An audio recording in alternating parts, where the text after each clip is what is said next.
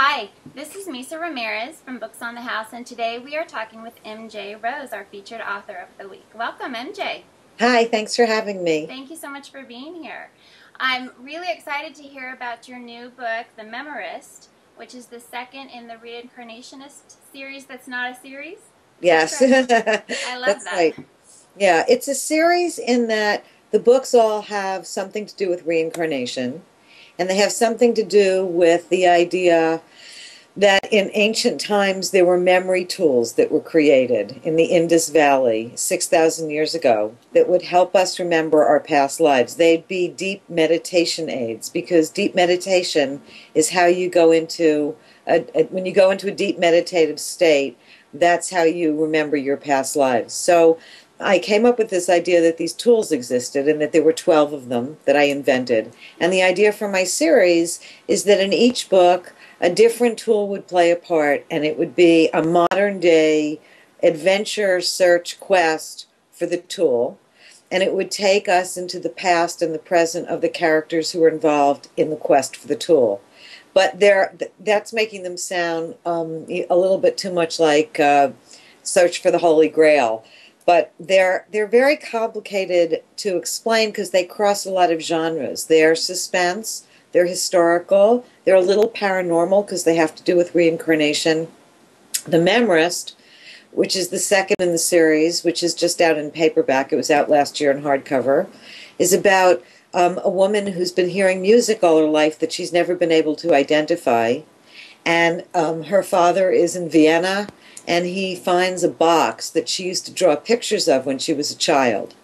And she goes to Vienna to see this box that she thought she made up that actually exists.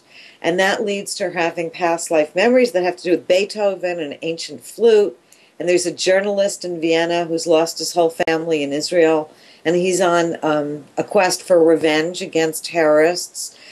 And in the past there's a love story. So there's definitely a lot going on in the books. A lot going on. And so the next one is The Hypnotist. Do you have all of the 12 tools already planned out, or is it kind of book by book that you're developing those? No, I know what 6 of the tools are. I have a list of 12 of them. They have names, but I haven't actually figured out what all 12 are.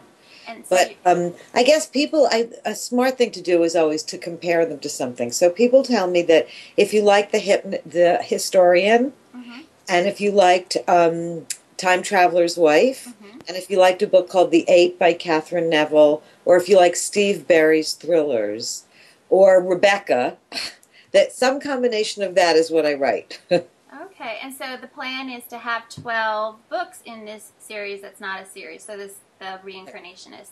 That's the plan. The Reincarnationist was the first. It took place in ancient Greece, in ancient Rome, sorry, and modern-day Rome, and that's out now in paperback. The Memorist is the second. That's out now in paperback. And The Hypnotist, which mostly takes place in New York City and ancient Persia and ancient Greece, comes out May 1st. Okay. Wow, they sound really fascinating. You're doing a lot of research then? I do a lot of research. Each book's taken, well, the first one took about 5 or 6 years to write, and I really got to understand reincarnation.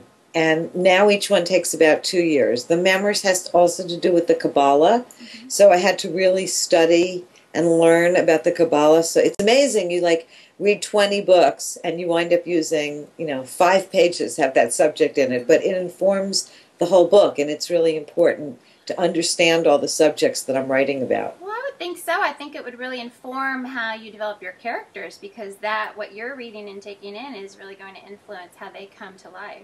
Exactly. Do you find that it's changed you, all of your research, has it changed you a little bit, do you think, or your perspective on things? I've always been interested in reincarnation since I was a little kid, and I think what it's mostly done is it hasn't changed me, but these books have allowed me to spend a lot of time doing research on subjects that I've always loved. I was not writing historical before these books, and so I couldn't do this kind of research, and now the 6 months I get to research the book, I feel like is this fabulous indulgence. It's like I keep getting to go back to some wonderful school, but I don't have to take a test until the book comes out and it gets reviewed, and then there's the test. Yeah, yeah. So are you writing other things in between these Reincarnationist books, or you just feel like you're going to be committed to these books for the next however many years? Yeah, as long as people love them and as long as they're doing well and as long as I'm still excited by them, I have 2 or 3 ideas of other books that I want to write, but I'm not going to leave this terrain for a while. I think it's still very rich, and I think people are still really interested in reincarnation, and people are so interested in the paranormal. And these books are not crazy paranormal. There's no, there are no vampires and there are no zombies and there's no blood sucking and there's not that kind of violence in them. But there is a very non-religious spiritual element to the books. Mm-hmm. People find them incredibly hopeful because if we actually are in charge of our own destinies and if we can actually do things better in this life, we get to come back in a next life in a better place. And if we screw up in this life, we have to come back and do it all again. And I think people are really intrigued by the idea that the people we've loved before, we meet them again in this life and get a chance to love them again. The books touch on a lot of those things in their stories, and I think people love thinking about that. I agree. I think that spiritualism that's so subtle that makes us think, and that hope, especially in this day and age, I think that's really, it speaks to our core, and what we want, and helps us process through all the things that are happening in real life. Yeah. I have a blog for people that are really interested in reincarnation. It's not about the books. We've been keeping it for 2 years, and it really is about reincarnation, and anything related to reincarnation that comes up in the news or that we read about, we blog about. It's called Reincarnationist.org, which is pretty easy, the title of the first book. And there's all kinds of information about there and links to all kinds of reincarnation places. But it's important, I think, to say that the books are not trying to convince anybody that reincarnation is real. They really are novels that are supposed to be entertaining and, wrap you up and take you into that world and you can escape for a while.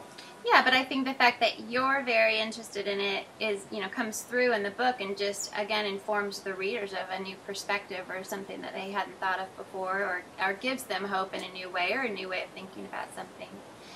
So you compare it to The Time Traveler's Wife. Do you go back and forth then between present day and then I haven't actually read The Time Traveler's Wife simply because The Reincarnationist came out right, I don't know, there was a similar time thing, and I didn't want to be influenced by that book, so I didn't read it.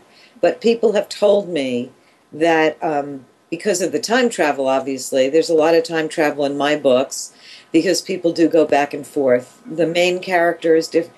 In the non-series seriesness of it, there are no recurring characters except for a couple of minor characters who work in a place called the Phoenix Foundation, which is a reincarnation institute in New York City. But those guys aren't the main characters. So the main characters are always new, and we always go into the main characters' past lives as the story unfolds. So the series and the commonality is the concept of reincarnation, that each character is discovering that. Right. I've read a lot of series, and I find that it's very hard. Of the series I read, there are very few of them where I think after the first couple of books, the author is really able to keep the excitement level up and the drama between the main characters. Because what happens very often is when you have a series, what makes things exciting is not, it very often doesn't happen with the same 2 people over and over again. And I'd read so many series where that happens that I decided I didn't want to stick with the same 2 people all the time. So one of the things I do is in each book, there's a minor character who becomes a main character in the next book. So you kind of have met, like in the Memorist, Lucian is a minor character, and he's the main character of The Hypnotist, and then he won't be in the next book at all. Okay, so just a little hint to transition, maybe sometimes. It's for me, actually. What happens is I start writing the book, and I have a minor character that I really fall in love with. Yeah. And he sticks with me, or she sticks with me in such a way that I want to know more about them. And so in the next book, I go, okay, I'm going to explore that character's life and past now. Okay. Wow. Well, I cannot wait to read this book and the next one, and I think the series sounds fascinating. And again, thank you so much for being a featured author on Books on the House. Oh, well, thank you so much for having me. And for this interview. I appreciate it. Oh, don't be silly. It was great being here. Okay. Or there. Thank you, MJ. Bye-bye.